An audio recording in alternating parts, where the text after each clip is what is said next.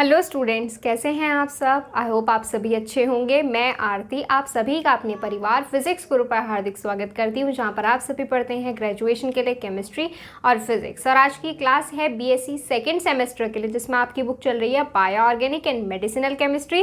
और इस बुक का ये लेक्चर नंबर 40 है। इससे पहले के सारे लेक्चर्स आपको bio organic and medicinal chemistry नाम की प्ले बनी हुई है, वहाँ से मिल जाएंगे, वहाँ से आप चेक कर सकते हैं। तो इसमें हम यूनिट 7 के बारे में डिस्कस कर रहे थे, जिसमें लास्ट टाइम पर हमने इसमें बात की थी आपके एडिशन पॉलीमराइजेशन के बारे में। और आज हम इसमें डिस्कस करने वाले हैं जिगलर नाटा पॉलीमराइजेशन। इसका एक और नाम है जो है विनाइल पॉलीमराइजेशन, और एक और नेम है विनाइल पॉलीमराइजेशन से अलग। वो क्या है तो देखो, एक तो है इसका विनाइल पॉलीमराइजेशन,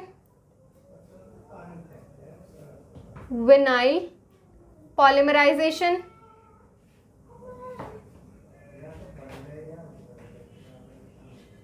और एक नेम है इसका कोऑर्डिनेशन पॉलीमराइजेशन। क्या नाम है? Coordination polymerization. ठीक है, तो किसी भी नेम से आ सकता है, पर जो मोस्ट कॉमन नेम है जो यूज किया जाता है वो है जिगलर नाटा। क्या है? जिगलर और नाटा। अब देखो इसमें क्या क्या कहा गया है।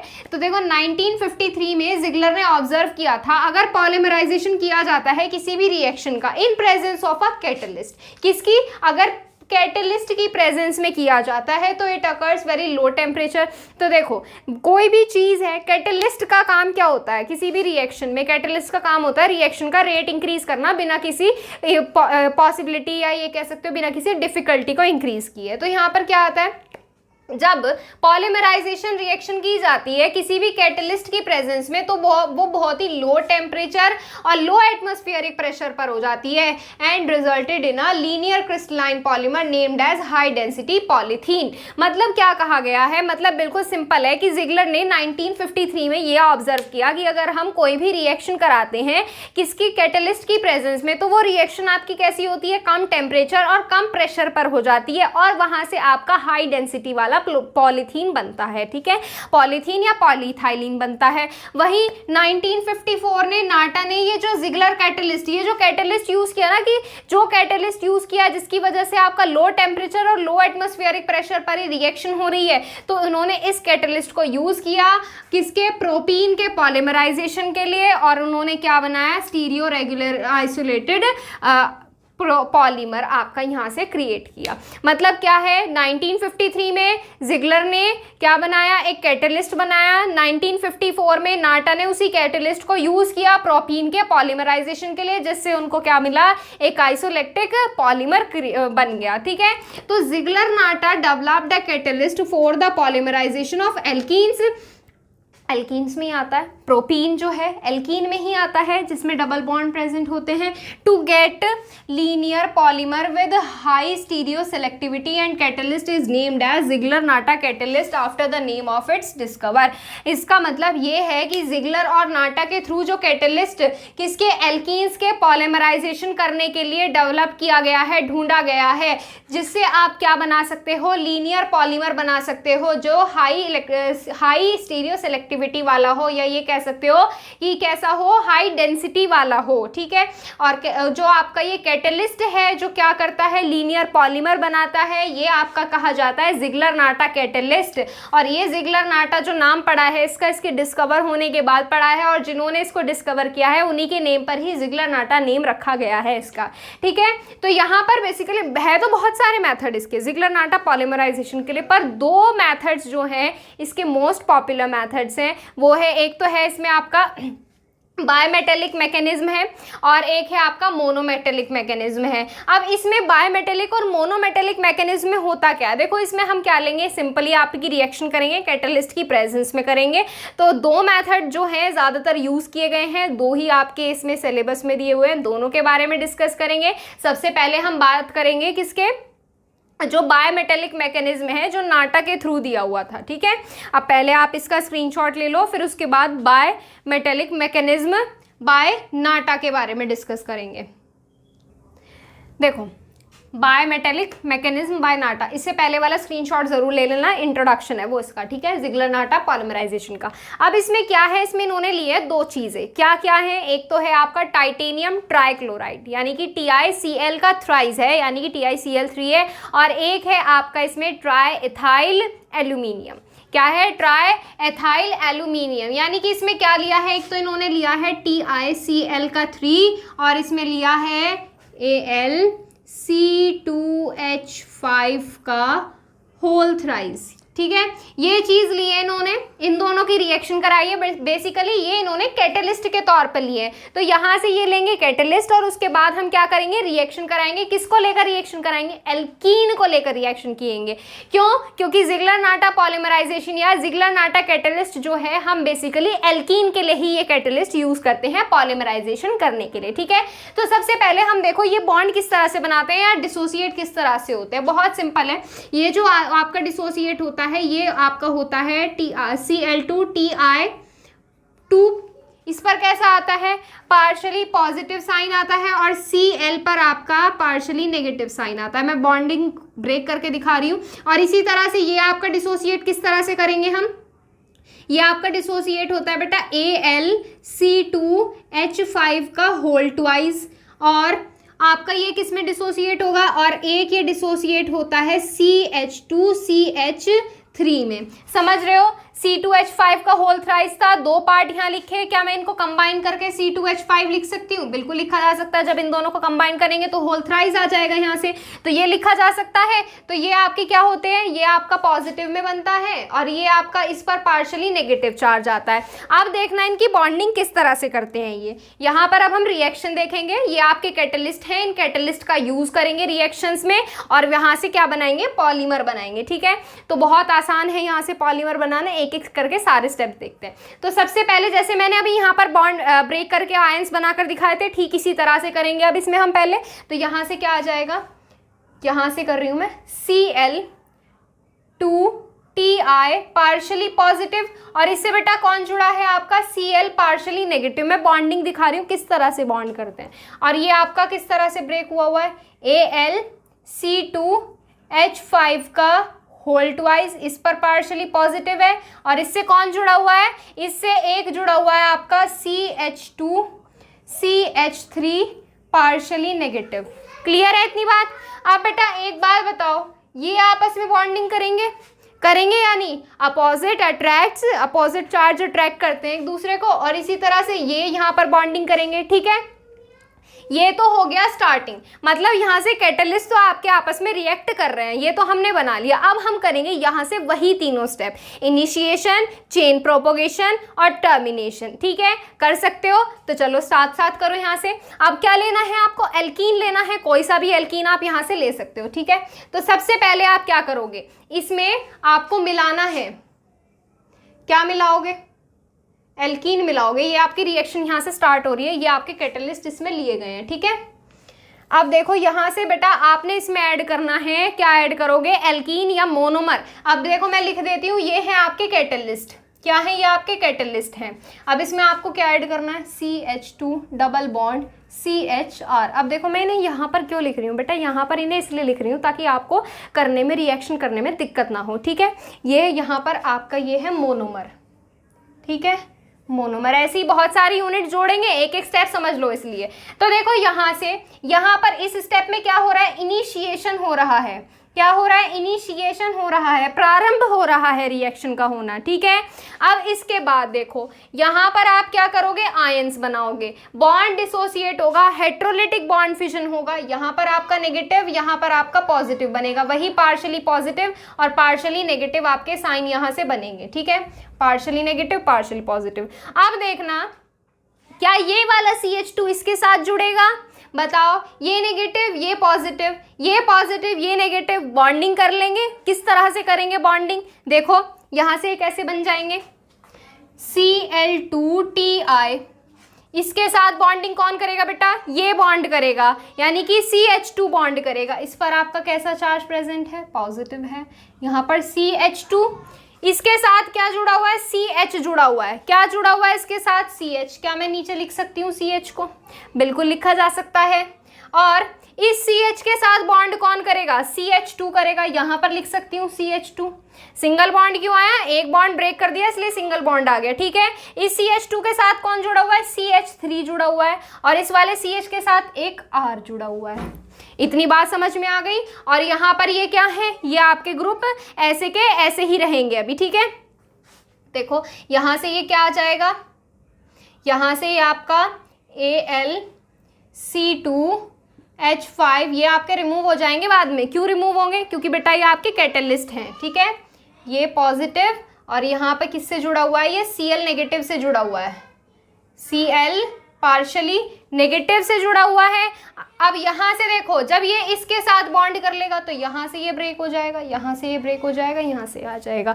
अब देखो यहाँ से आगे क्या होना है, आगे बेटा जो ये वाला बॉन्ड है ना, ये आपका यहाँ पर इसके साथ रिएक्ट कर लेगा। इसके साथ रिएक्ट किस तरह से करेगा बताऊंगी। देखो पहले इतने का नोट करो, आप इतने का नोट करो। इसमें अभी एक और यूनिट मिलाएंगे हम, जैसे हम अभी हमने यहाँ पर ये मोनोमर यूनिट मिलाई है ना, ऐसे ही मिलाते जाएंगे, आगे करते जाएंगे, ठीक है। स्क्रीनशॉट ले लिया होगा आपने। तो अब देखो यहाँ पर ये जो कंपाउंड है, क्या मैं इसको इस तरह से लिख सकती हूँ, Cl2Ti पार्शली पॉजिटिव और ये Cl पार्शली नेगेटिव, और यहाँ पर CH2CH3 और ये R, यहाँ पर आपका AlC2H5 का होल ट्वाइस, इस पर पार्शली पॉजिटिव। क्या मैं इनको कुछ इस तरह से लिख सकती हूँ, बताओ लिखा जा सकता है ये ऐसे या नहीं? बिल्कुल लिखा जा सकता है ये।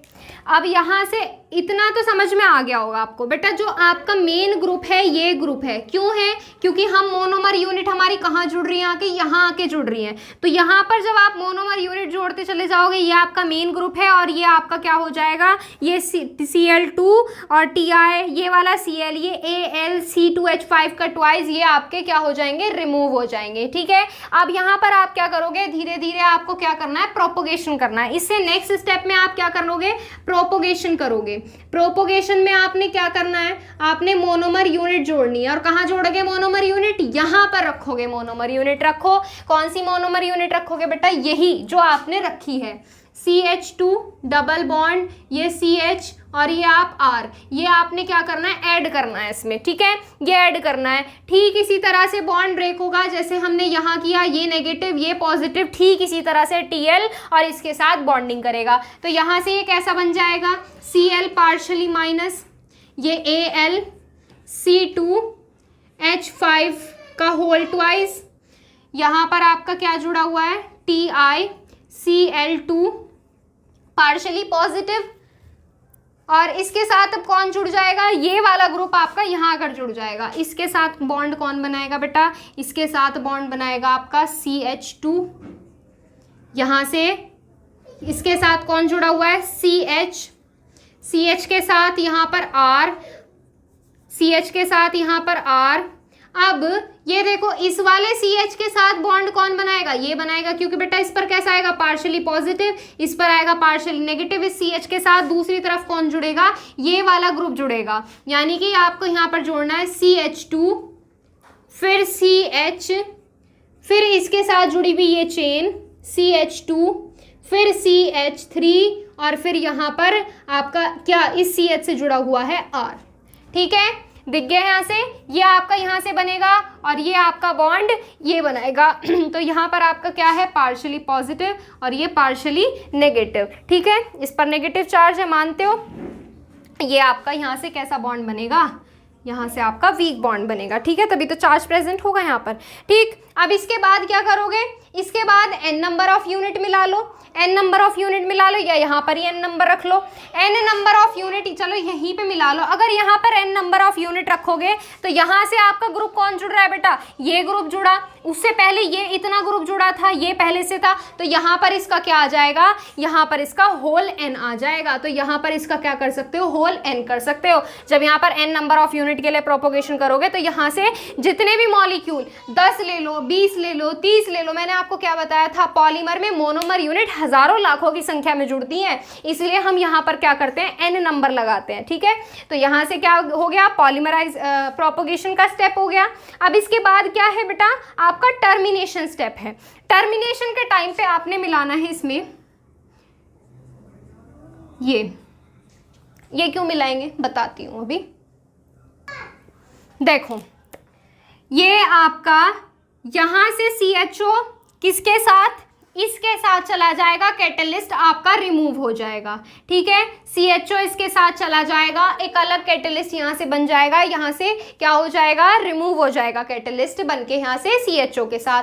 वही जो आपका O ये वाला H है, ये जो सिंगल H बचा हुआ है बेटा, ये सिंगल H यहाँ पे इसके साथ बॉन्ड करेगा। किस तरह से करेगा बॉन्ड बच्चे, देखो यहाँ से आप क्या कर सकते हो, CH3OH लिखा हुआ है, मैं इसको यहाँ पर डिसोसिएट करके दिखाऊं तो ये किस तरह से लिख सकते हो, CH2O नेगेटिव, और इससे लिख सकते हो इस तरह से।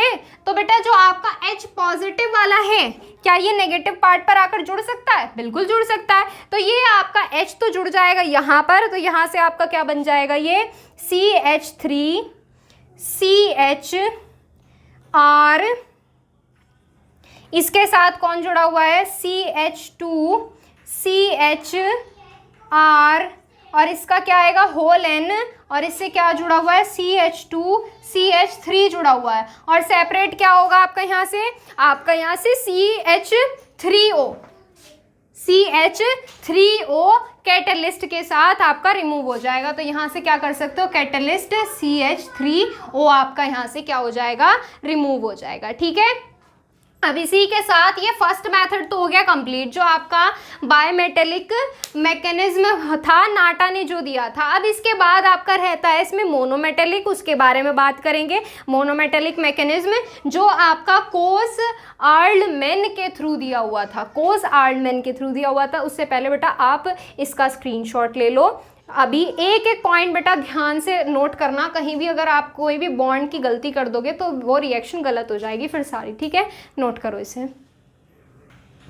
देखो आपने पहले का स्क्रीनशॉट ले लिया होगा, तो आप देखो बी पार्ट, इसका बी पार्ट है मोनोमेटेलिक मैकेनिज्म बाय कोस-आर्लमैन। कोस-आर्लमैन ने इसमें क्या लिया था, वही चीज़ है, बस इसमें क्या चेंज किया है, इसमें इन्होंने टाइटेनियम क्या लिया था, पहले वाले में ट्राइक्लोराइड, इसमें लेना है आपको 4 क्लोरीन यानी कि टेट्राक्लोराइड लेना है। और वही आपका इसमें क्या प्रेजेंट है, इसमें आपका ट्राई इथाइल एल्यूमिनियम प्रेजेंट है। सेम वही तरीके से रिएक्शन होगी, बस इसमें थोड़ी सी डिफरेंट चीज़ें हैं। डिफरेंट चीज़ें क्या है बेटा, जो आपका क्या है, इसमें टाइटेनियम टेट्राक्लोराइड जो प्रेजेंट है, इसमें क्या प्रेजेंट होता है, देखो इसमें जो 3D सबशेल होता है वो खाली होता है। 3D सबशेल क्या होता है, पूरी तरह से एम्प्टी होता है। तो इसी वजह से जो हमारा जो नेक्स्ट ग्रुप आता था, वही रीजन था जो हमने इससे पहले वाली रिएक्शन की थी कि आपका TI के साथ ही क्यों बॉन्डिंग बना रहा था, वो कि आपके क्लोरीन या AL के साथ बॉन्डिंग क्यों नहीं बना रहा था, जो कोवैलेंट बॉन्ड बना रहा था, कोऑर्डिनेट बॉन्ड बना रहा था वो।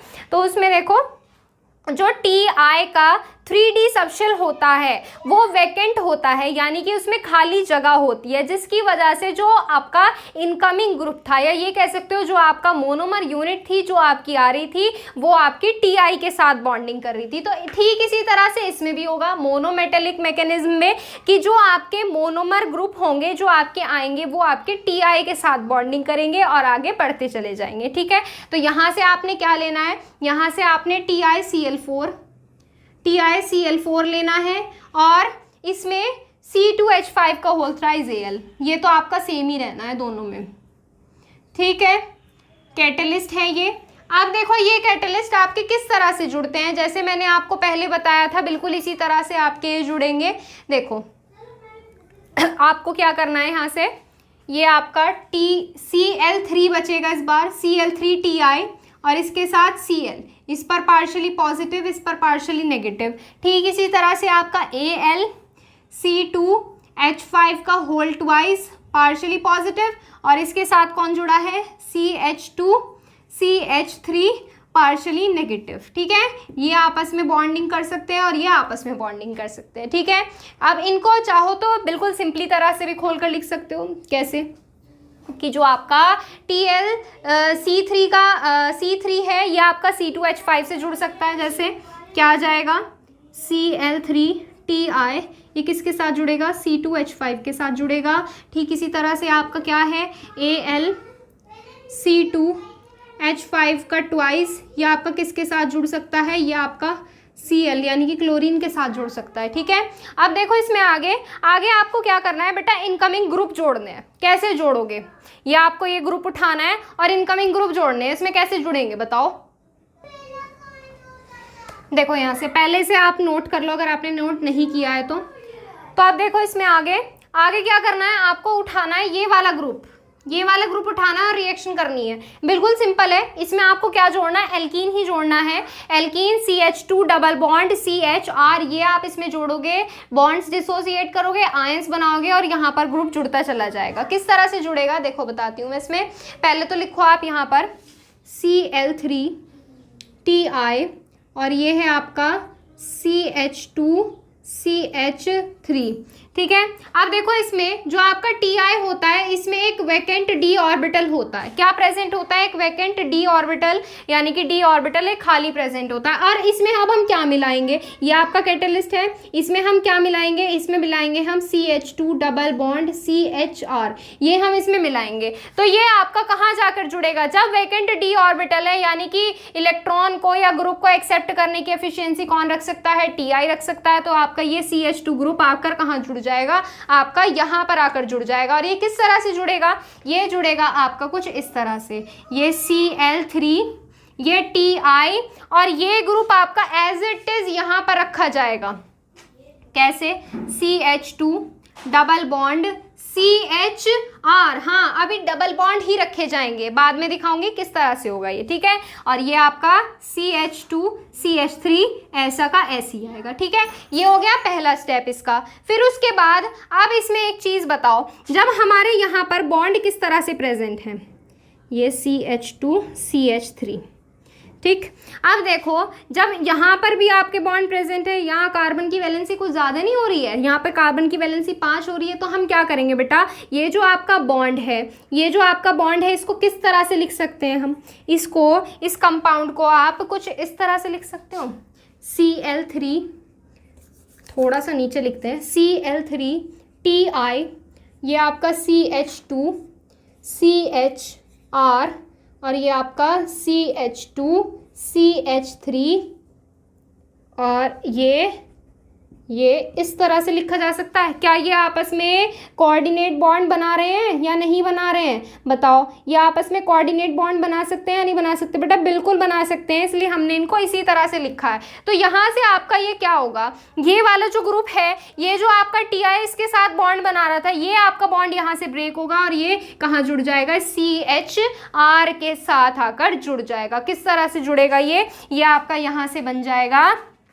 Cl3Ti और इसके साथ कौन जुड़ेगा, CH2, यहाँ पर आ जाएगा आपका सिंगल बॉन्ड। क्या आ जाएगा, यहाँ पर आ जाएगा सिंगल बॉन्ड, यहाँ पर CHR और इसके साथ कौन जुड़ा है, CH2CH3। अब देखो मैं एक चीज बताती हूँ, इस R को आप ऐसे भी लिख सकते हो। ठीक है, इस R को ऐसे भी लिख सकते हो, कोई दिक्कत नहीं है, ऐसे भी लिख दो, ऐसे भी लिख दो। अब देखो यहाँ से जब हमने ग्रुप हटाया तो यहाँ पर Ti के पास एक वैकेंट d ऑर्बिटल यहाँ हो गया, यानी कि इनकमिंग ग्रुप जो होगा वो आप कहाँ पर आकर जुड़ेगा, वो अब इस पोजीशन पर आकर जुड़ेगा। जोड़ा यहाँ पर किस तरह से जुड़ेगा, यहाँ पर आपको क्या करना है, प्लस करना है CH2 डबल बॉन्ड CHR। तो यहाँ पर आपकी ये रिएक्शन किस तरह से हो जाएगी बेटा, एज इट इज आपका ये यहाँ पर आकर जुड़ जाएगा। तो यहाँ पर भी आपका ये किसके साथ जुड़ेगा, ये आपका कुछ इस तरह से लिखा जाएगा, आ जाएगा यहाँ। तो इधर ये Cl3Ti के साथ यहाँ पर कौन है, CH2CHR और यहाँ पर CH2CH3 और इसके बाद क्या आ जाएगा, यहाँ पर single bond CH2 double bond CHR। ठीक है, इतनी बात हो गई यहाँ से क्लियर। अब इसके बाद क्या करोगे, इसके बाद आपको यहाँ से क्या करना है, पहले इतने का स्क्रीनशॉट लो। ये आपका स्टार्ट कहाँ से हो रहा था, ये आपका यहाँ से स्टार्ट हो रहा है। ठीक है, यहाँ से आप पहले इसका स्क्रीनशॉट लो वरना कंफ्यूज हो जाओगे बहुत। देखो अब इसके आगे नेक्स्ट स्टेप में क्या होगा, नेक्स्ट स्टेप में आपका यहाँ से देखो, जैसे अभी पहले किया था ना, यहाँ पर आपका क्या हो रहा था, बॉन्डिंग कौन कर रहा था, जैसे आपका ये ग्रुप यहाँ पर आकर जुड़ा है, इससे पहले वाले में क्या हो रहा था, आपका ये ग्रुप इसके साथ बॉन्ड कर रहा था, जैसे आपका CH2, जैसे मान लो अभी यहाँ पे ये प्रेजेंट नहीं है, ये TI के साथ सिर्फ ये जुड़ा हुआ है, तो ये आपका कहाँ से बॉन्ड कर रहा था, इस तरह से इसके साथ बॉन्डिंग कर रहा था ना, तो यहाँ पर अब ग्रुप कौन प्रेजेंट है, अब ग्रुप ये वाला प्रेजेंट है, तो ये कहाँ पर आकर जुड़ेगा, ये यहाँ पर इसके साथ आकर जुड़ेगा, तो यानी कि आपको क्या करना है, ये वाला ग्रुप आपका जो है ये इस TI के साथ यहां पर आकर जुड़ जाएगा। तो नेक्स्ट स्टेप में क्या होगा, Cl3TI, अब इसके साथ क्या जुड़ेगा, CH2 CHR। देखो मेन फंक्शनल ग्रुप क्या था, उसमें मेन जो ग्रुप मोनोमर यूनिट हमने ऐड की थी वो ये ऐड की थी, और साइड चेन के रूप में हमारा क्या चल रहा था, CH2 CH3 आपका साइड चेन के फॉर्म में चल रहा था। तो ठीक इसी तरह से यहाँ पर आपका करना है, जैसे CH2 CH3 इसके बाद आकर जुड़ा था, यहाँ पर आपका CH2 CH3 आकर जुड़ा था, अब मेन फंक्शनल ग्रुप ये हो जाएगा और साइड चेन ये हो जाएगी, ये वाली चीज आपकी आकर यहाँ पर जुड़ जाएगी। तो ये क्या होगा, CH2 CHR, और ये आपका CH2 CHR, और यहाँ से आपका क्या जुड़ जाएगा, CH2 CH3 आकर जुड़ जाएगा। ठीक है, ये हो गया नेक्स्ट स्टेप। अब इसके आगे क्या करोगे, ठीक इसी तरह से बेटा ये जो आपकी चल रही है टर्म, ये है आपकी प्रोपोगेशन वाली टर्म। अब आपको पता चल गया कि ग्रुप कहाँ जुड़ना है, आगे जैसे जैसे न्यू ग्रुप आते जाएंगे वो आपके यहाँ पर आकर जुड़ते चले जाएंगे। और वैकेंट स्पेस क्या है, D ऑर्बिटल का वैकेंट स्पेस कहाँ आ जाएगा, यहाँ आ जाएगा। तो यानी कि अब जब यहाँ पर आप n नंबर के लिए करोगे, यानी कि n नंबर के लिए आप जोड़ोगे CH2